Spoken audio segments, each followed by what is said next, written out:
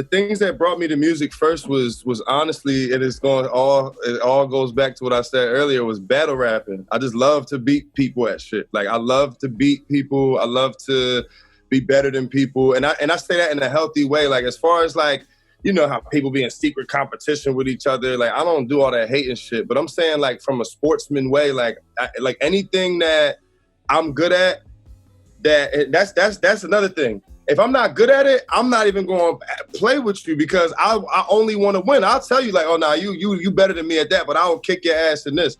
So it started with battle rapping, and from battle rapping, it was kind of like just starting to write songs with me and my boys and shit.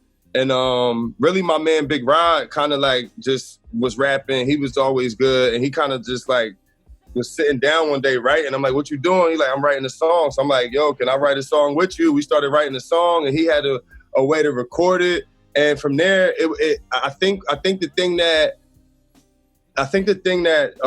kept me doing music was that people gave a fuck about what we was doing. You know what I'm saying? Like, people like, yo, spit that joint from earlier.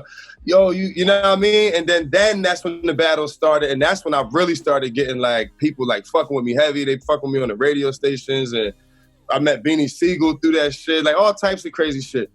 You know, and from there, it just turns into this thing where, well, not to skip a step, but basically, as far as my ear for production, I think I was just always lucky, or in the beginning, I was lucky to be around a lot of dope producers. Like, it's a lot of dope producers from my neighborhood, and I just always had dope beats. And I think from there, I started to adapt an ear for dope beats, because I was lucky enough to, you know, start out with dope beats, and now I could just kind of like pick and choose. And then I also understand, you know, somebody might send me a beat and it sounds trash, but it's something I like about it, but it's just not mixed. So then I'll give it to my engineer and he'll tweak it, and it'll be like, yup, there it is. Like, that shit sound crazy. Or I'll tell producer like, yo, change this and do that. Cause like, I'm a producer too, but I'm like an old fashioned producer, like a Quincy Jones or somebody who, you know, might just come in, or Puff Daddy, and say, yo, add this and this and this, and then you do this and you do this, and yo, hire this guitar player to do this. And I'm a producer at that point. I don't think people really give that role as much credit as back in the day. Maybe technology kind of took that role from a lot of people, but that's the way that I produce. So my sound started as just rapping, like literally put on the beat, Jay-Z beat, whatever, Nas beat, Drake beat, whatever, and just rap. Then it went to trying to add choruses. And I realized like the melodic shit, and I couldn't figure out how motherfuckers was doing, like how was they making this sound like the Lollipop and 808s and Heartbreaks. I couldn't figure it out, bro. Like, I'm like, what the fuck is this? Like, how are they doing this? And I was just trying to figure it out, and nobody really was trying to show me or knew. And when I came to LA, I met a lady named Makeba Riddick, who's a huge songwriter. She wrote huge songs for Beyonce and Tamar Braxton. She wrote Love and War. I think she wrote like Upgrade You, and she wrote Live Your Life for Rihanna and T.I., a bunch of shit. And I say all that to say she's the one who took my sound to where it's at now.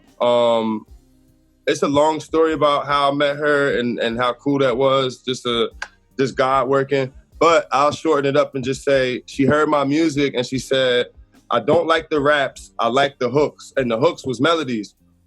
And I was like, all right, bet. So I started coming through, I started writing R&B, and that's when I met my engineer. And he was like the first person, or the first time I ever was able to like go to the studio and truly just use like hella auto-tune and this and that. And like anything I sang came out sounding good. From there, I started learning how to use my voice better and things like that, to where my style is at now. Cause I used to be more like a J. Cole, or just like a person that just like a rapper's rapper. Now, you know, I find myself more drawn to doing melodic shit. I just like to express myself like that. You know what I'm saying? and that's basically how it happened. Though I had somebody who's really, really, really good at singing and worked with a bunch of people tell me that I was good, and just from that, she put the battery in my back, and I was like, oh, she said I'm good. All right, I'm about to go to fuck ham, and that was that. And now I'm here with a unique style. I definitely be hearing a lot of people trying to pick because I know a lot of people behind the scenes. The thing for me is like everybody that I link with, everybody that I work with, everybody I talk to, I don't always post a picture or all that, you know what I'm saying? But it's definitely a lot of artists, big artists, up and coming artists that, have been in sessions with me, and I'm sure a lot of them have picked up a few tricks, you know what I'm saying? A few textures and things like that, which is fine.